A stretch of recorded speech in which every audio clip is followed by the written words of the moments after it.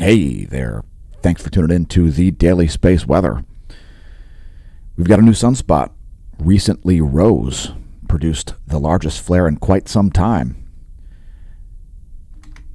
And by the way, thanks for stargazing with us here at the Smash News Network. Least busted name in news, just bringing you the most comprehensive space weather and detailed imagery of the sun you'll find in the known universe. So let's take a look at what's going on here. We've got an active region setting over here. That increases its likelihood of producing large flares, although it's been underperforming so far. Next, if we take a look at the northeastern limb, there's likely a sunspot rising back there also. So a slight uptick here, but the real story is in the southeastern limb. And right there at the end, you see that M-class flare. We'll talk about the specifics of that a little bit later in the video. First, a closer view of it. And there's that M-class flare.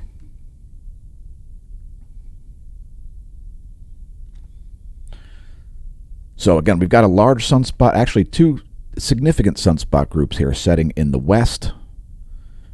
I think there may be a couple more groups forming also. We'll get to that a little bit later in the video also.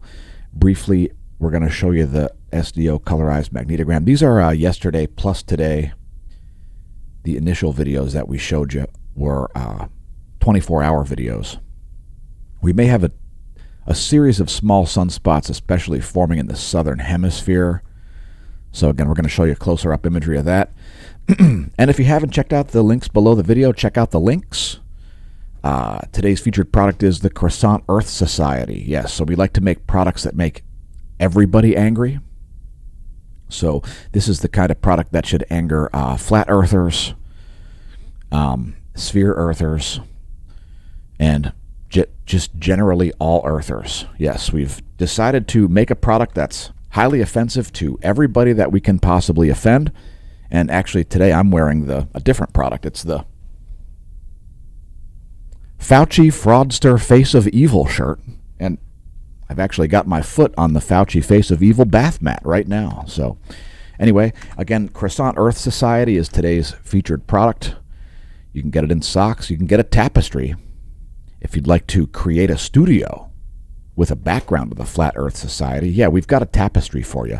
You can get stickers, as we want to know when you'll stop believing NASA's lies. Of course, NASA is highly incentivized to convince people that Earth is an oblate spheroid and not shaped like the French breakfast pastry. Anyway, let's go over volcanoes next. And the current situation as far as Earth's volcanic eruptions is as follows. Shivaluch is exploding, producing a 13,000-foot ash plume over Kamchatka. Bezimiany is producing a 14,000-foot ash plume over Kamchatka. That's a flight level 140. Flight level 150 over Abiko. That's located on Paramushir Island, south of Kamchatka. Luitolo also exploding, flight level 060 over the Lesser Sunda Islands, and Aoba on Vanuatu has produced a low-level eruption. No indication of a flight level there. Popocatépetl exploding in central Mexico, flight level 220. Fuego exploding in Guatemala, flight level 150. Flight level 190 over Novato del Ruiz. Please do not fly your ultralight John Denver-style aircraft over Novato del Ruiz in Colombia. It's exploding.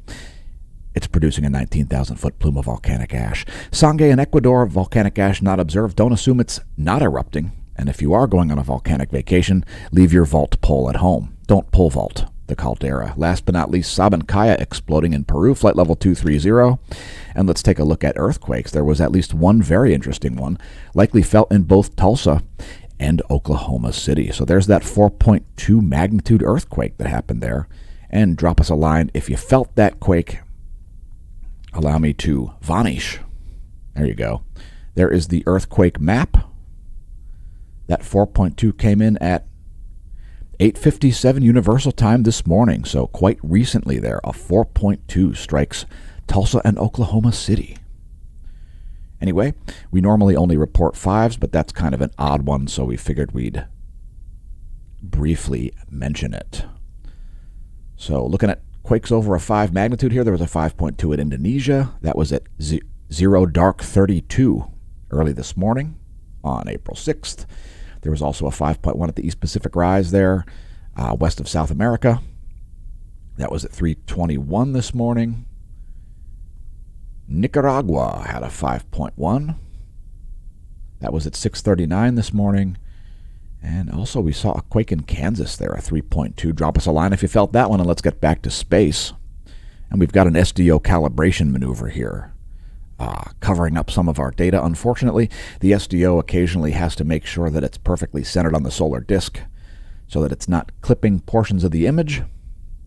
And in doing so, it clips portions of the image. So that's the past 24 hours, 193 angstroms. Well-defined coronal hole there ahead of this active region in the northeast. The 10.7 centimeter radial flux has now increased to 137 solar flux units, only up 1 solar flux unit from yesterday. And a quick side note, I believe that I was saying that the 10.7 centimeter radial flux is 10,000 joules of radial flux density. That's not the right unit. It's Jansky. It's 10,000 Janskys of radial flux density, which is a measurement for radio signals in space. So anyway, it is the flux density, though, 10,000 Jansky of radio flux density, not joules. Anyway, current conditions are 137 solar flux units. A little bit of an uptick. I think it was 136 yesterday. See yesterday's daily space weather video for what was going on yesterday. Now, by the way, NOAA not forecasting any geomagnetic storms or geomagnetic unrest. We did have a CME this morning associated with the M-class flare that was recently produced. We'll get to that in a minute. First, the last 4 hours of Earth's magnetic moment from space. So it's quite calm now. We've seen a big reduction of the solar wind velocity. The coronal hole high-speed stream is officially complete. You've got most of the magnetohydrodynamic pressure here on the opposite side of the sun, on the Earth's magnetotail side. Here's Earth's magnetic moment from the ground for the past 4 hours. Again, quite calm conditions indeed.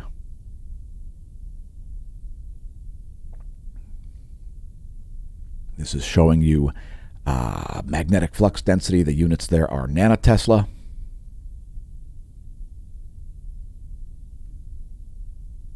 And let's take a look at Earth's planetary K index, currently at 1.33. And that's just a measurement of global geomagnetism. It's a generalization of Earth's global geomagnetism. Quite calm conditions indeed, KP 1.33.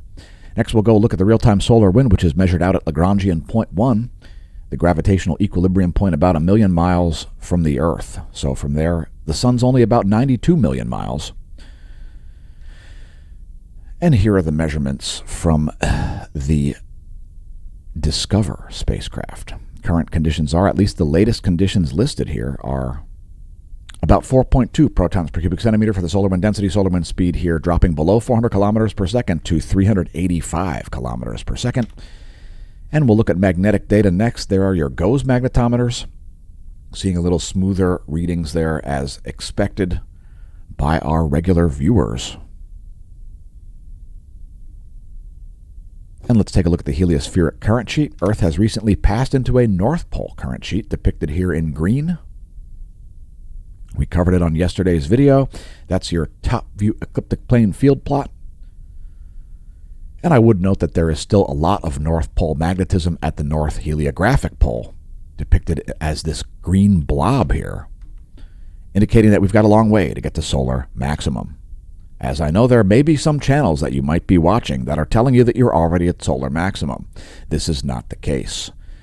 Those channels are run by noobs. So there's your line of sight field plot, and let's move to coronal holes. They are super important when it comes to solar cycles. Let me just bring up some imagery here. So there's our line of sight coronal hole field plot. And you can indeed see the sector boundary crossing, which is this like blue ridge feature right here. This little feature right here, that's the sector boundary crossing. And we've got North Pole oriented coronal holes rotating in here in the east. So here's a great view of those in 211 angstroms. And we can expect a increased solar wind from this coronal hole in a few days. A little under a week.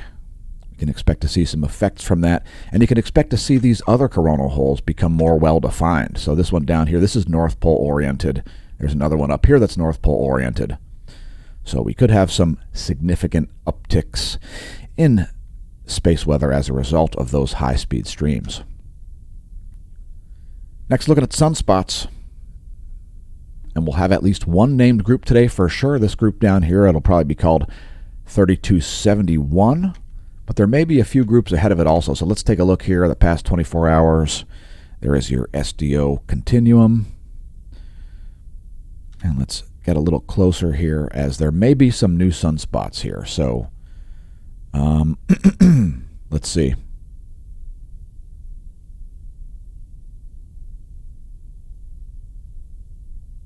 Well, if there are some more pores opening there, they're pretty minor. Let's take a close-up look at the southeastern limb, since it is where the largest flare in quite a while has come from.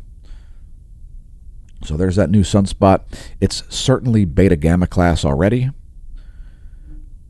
We'll show you a high-res image of that before we get to our meteorology segment. Next, we'll look at energetic particles. No spikes in the proton flux, despite having an M-class flare. And if you're wondering how big that M-class flare was, it was an M3 class flare. Yeah, it was an M3. Wait a minute. Not that kind of M3. Not the BMW Le Mans car. I'm talking about an M-class flare. Yeah, it was an M3. And it occurred at 5:50 universal time, was around peak flux this morning. Around 5:50, that M3.01 class solar flare occurred. It was pretty impulsive, meaning it was of short duration. And there's the full disk last 24 hours in 94 angstroms. Here's a close-up. And after the calibration maneuver, you'll see that M-class flare play through once more. And there it is. We'll indeed show it also in 131 angstroms.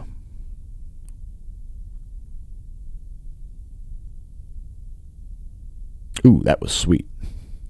We'll let that play through again one more time for your viewing pleasure. Number 1, we order you to refrain from taking a number 2 in your pants over it.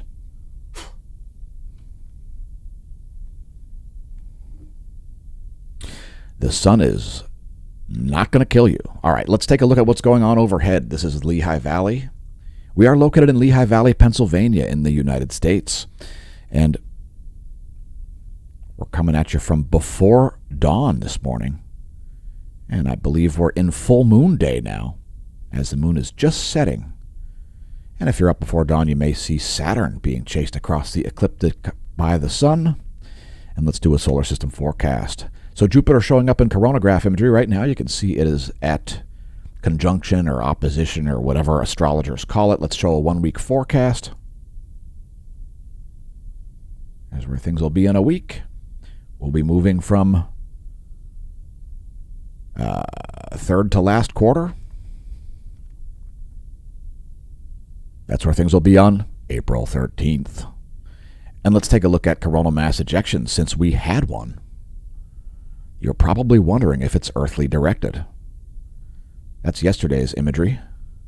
103 frames will also show today's imagery, since that's when the most significant CME occurred. And there you can see some ejecta there heading off to the southeast. It's not earthly directed, but we're going to show you some extra imagery anyway, because this is the daily space weather.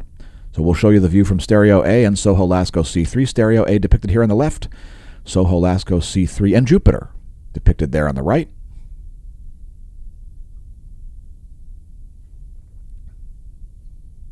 And now we're into today on the right side, and you should see that CME. There it comes.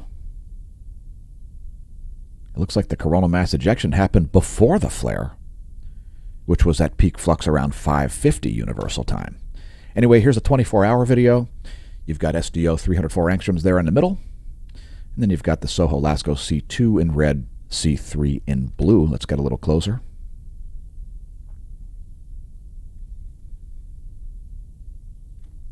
Let's get a little closer. And now we're going to switch the SDO to 193 angstroms. Why? Because it shows the extended corona. And you can actually see, sometimes you can see the source of some of these helmet streamers, like this one right here. If you can see that depicted up here, it's an indication that it's kind of close to the Earth. Otherwise, that's indicating that it's kind of far from the Earth. As the SDO has contrast issues, the plasma is basically obscuring the other plasma. I'll just keep it simple and just say that. So that's the past 24 hours. And we'll also show filaments. And there is a huge number of huge filaments. So we've got names for some of these. And I named this one. That's the Bill Gates filament. It looks like a very lengthy and possibly evil snake. This one here is called the Shaquille O'Neal filament right there. And then you've got the David Lee Roth up here. The rest of these could use names. Again, this whole filament here, this is one filament in my opinion. That's the Bill Gates filament. So we need names for this filament, and also this one here, and don't forget this one up here, and maybe even anyway, we could use some filament names. And if you want to name filaments, you need to join us over on Twitter. If you don't have an account, create an account over on Twitter. Why not have one? If you've unplugged from all, quote, social media, and, quote, we don't blame you, it is quite pathetic indeed, as monopolies are attempting to control the narrative and doing nothing but destroying their own credibility. So check out the filaments. I mean, those are pretty berserk filaments. Let's show the full disk view here. 193 plus 304 angstroms are great wavelengths to show in composite to view solar filaments. 304 angstroms is ionized helium, 193 is ionized iron. And this shows great depth. Great depth and great contrast of those plasma filaments.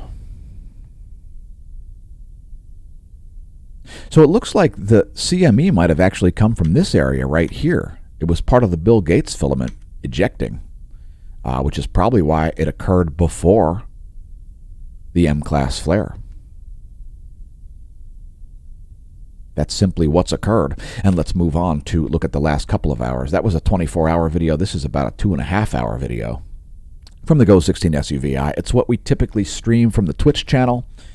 And interestingly enough, this video was originally streamed live to Twitch, twitch.tv/SmashAmash, because the platform is so good. Anyway, that's the past couple of hours, and it looks like another CME happening. Yep, another CME happening right down here. So quite a bit of activity going on in the southeastern limb as of just the past few hours, frankly. And let's move to our bonus features segment. Starting out with satellite charging hazards, we don't have any. Satellites community dashboard showing clear sailing for satellites. No low-energy electrons on the outside of spacecraft and no high-energy electrons on the inside of spacecraft. GOES electron flux here. Expected to go back into warning levels soon. You can see the GOES 16 here just crossing the Space Weather Prediction Center alert threshold there. A little bit of a divergence around midnight local time for the GOES 18, which is what this M up here stands for, by the way. That's midnight local time for the GOES 18. And let's take a look at the forecast here. Expecting a decrease. I expect an increase. So this should be up here at the next measurement. Make sure you tune into our video tomorrow to see if I was correct. There's the 1-year graph to put that in context. Again, expecting an uptick here, not a downtick. We'll see what happens. And we'll take a look at the F layer of the ionosphere, which is, by the way, where the electron flux is measured using radiography. So this is the vibrational frequency of the F layer of the ionosphere. One slice of the upper thermosphere located at about 300 kilometers of altitude. And we've got some anomalies here, which will become more evident to you, I suspect, when we show the anomalygram. So if you're new to the channel and you're not used to looking at this video, never fear. Here's the anomaly in megahertz from a 30-day median to contextualize the data that we just showed you. So this is from the Australian Government Bureau of Meteorology, if you're wondering. We are seeing some interesting anomalies here in places like the central Indian Ocean. And of course, the most anomalies are going to always show up around the South Atlantic anomaly, which is about where my pointer is there over the South American continent. The weakest spot in Earth's magnetosphere, and the second weakest spot is right over here, the South African anomaly, as it may be called. Anyway, nothing looking too crazy there in the ionosphere at the moment. Current conditions are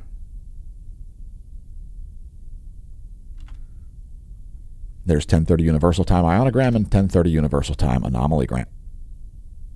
Some low-frequency anomalies currently occurring in the southern Pacific Ocean. We'll also show the total electron content forecast. If your GPS has been producing errors, it's probably because of signal refraction. When your signal has to go through a lot of free electrons, it could be off by thousands of miles. So let's show the total electron content forecast and the North American anomaly. So if it can be used to forecast earthquakes, we invite you to do so, as there is certainly some indications that earthquakes can be forecasted using the total electron content, as a signal about 4 days preceding some earthquakes, of 6+ magnitude, by the way, can show up there. So that's your total electron content forecast on a global scale. This is the anomaly from the 10-day average over North America. Again, that is the free electrons to about 12,500 miles of altitude where your GPS satellite is located. It includes the electrons from the inner Van Allen belt, the outer Van Allen belt, the inner portion of it at least, the outer plasmasphere, the inner plasmasphere, and the ionosphere. A lot of layers. And let's close out the space weather section with some high-res imagery. So first we'll take a look at these setting groups. This group over here is beta gamma class. This group down here is beta gamma delta class. And as it gets closer to the limb, it's more likely to produce a large flare. And most importantly, this new group over here, it's certainly already beta gamma class. Let's see if we can get some more info on that.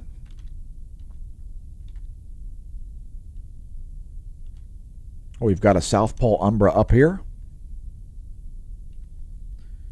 and a North Pole umbra down there, so it's beta gamma class. I suspect it's probably beta gamma delta class, but until we see more, it's hard to say.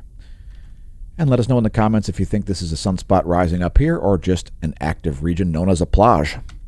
Here's your full disk rock back, and let's get to meteorology. So what we're doing here is doing station identification. And thanks for tuning into the Smash News Network, Least Busted Name and News, where we cite facts and we laugh and laugh at propagandists and cosmology noobs. Cosmology noobs, it's highly offensive. Anyway, the lowest pressure in the world is currently south of New Zealand in the Southern Ocean, only 948 hectopascals. And that's probably some turbulent water indeed. Probably also accompanying the world's largest waves. There's the rest of the mean sea level pressure for the planet. And let's switch to our wind maps. So there is the surface wind scenario for the eastern portion of the planet. Shout out to our viewers from all around the world. Don't forget to leave us a comment, press like, subscribe, share, etc. And tell your friends and foes about the channel. They're the jet streams of the eastern world. There are the jet streams of the western world. We've got a south to north flow happening here across the U.S., and it's bringing some really warm air into the mid-Atlantic states, which we are delighted about. Here is the surface wind scenario for the western side of the planet. Strong lows off the east and west coasts of North America. Here are the surface winds of the central world, like Europe, Africa, and the Middle East. And last but not least, the jet streams. So there you go. There's global weather patterns, and we are moving closer and closer to the lower 48. So let's show clouds and fog over the U.S.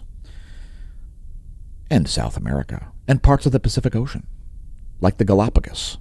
Anyway, that's what's going on in terms of clouds and fog. And let's take a look at a weather.gov map. So we've got lots of flooding in the forecast here, and it's not all just from rain. Yeah, it's not all just from rain, folks. Some of it is from meltwaters. And we're going to have epic meltwaters here because the snow water equivalent from this year's snowpack is redonkulous.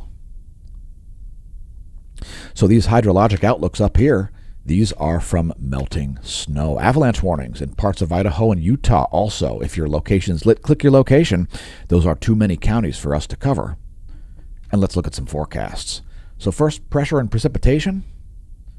And let me just actually see if we've got a forecast here for total accumulated precipitation. And we do. All right, perfect. So here's pressure and precipitation for the next 72 hours based on a GFS model. And expecting over 5 inches of rain there for portions of Texas. And not only that, a bunch of precipitation coming to the Pacific Northwest once again, the moistest portion of the country. And what the heck happened? All right, let's continue on here to our windy.com map. We are looking at precipitation type. And then my map was hijacked. So we do have some ice falling here in Maine. So some freezing rain there for large portions of Maine and portions of Canada, as was forecasted.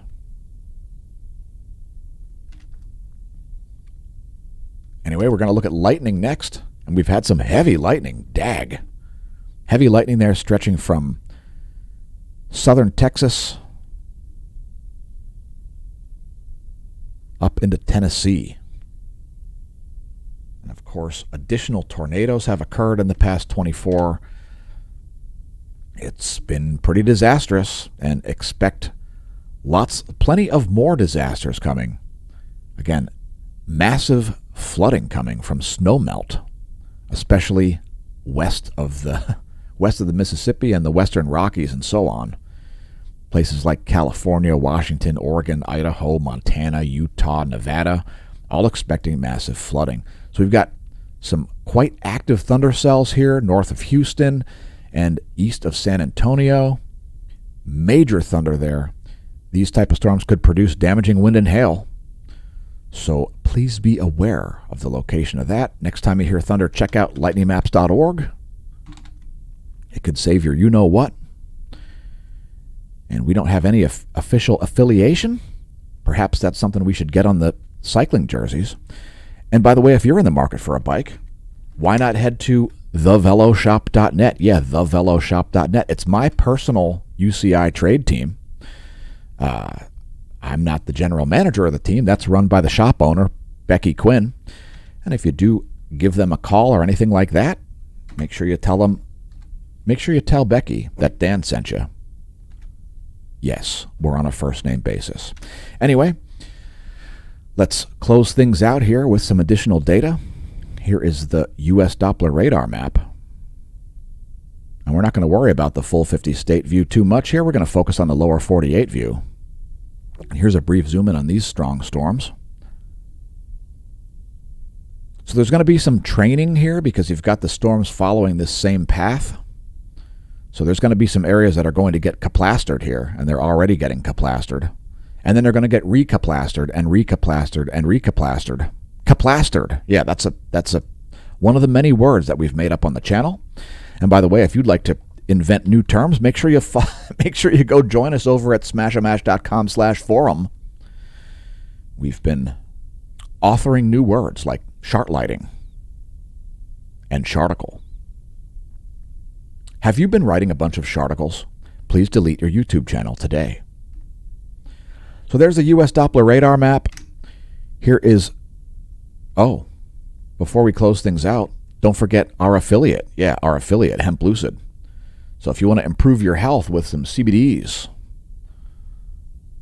or perhaps some mushroom gummies for all kinds of things, whether it's sleep, focus, stress, also CBNs, Delta 8s, and lots more, enter the promo code SMASHOMASH on checkout to save some dough.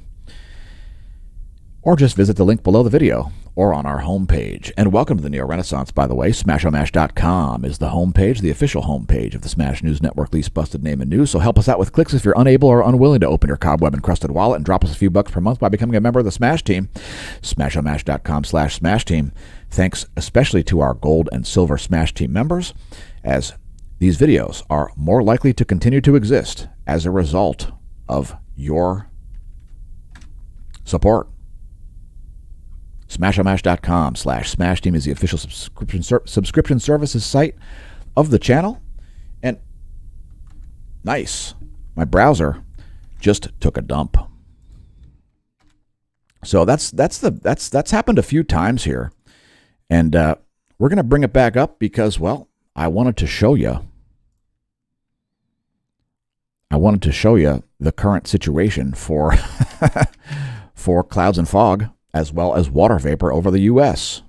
So let me just restore that, and we'll get that back on your screen here in just a moment as we go back to warp speed. All right, so we're back to warp speed here, and let's bring up those images to close out the video. Pardon the technical difficulties. It's one of the dangers of streaming live. All right, so here is the water vapor map.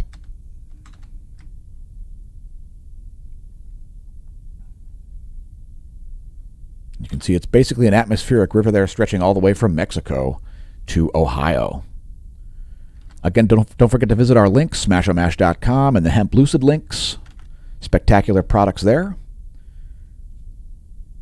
There is the U.S. Doppler radar map. Clouds and fog.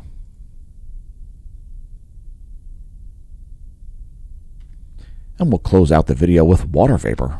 That should clear things up on your Doppler. And if you're already getting rained on, you can expect to continue to get rained on for an extended period of time. Anyway, thanks for tuning into the Smash News Network, least busted name in news. Congratulations on realizing the channel exists, and may that solar wind be at your back.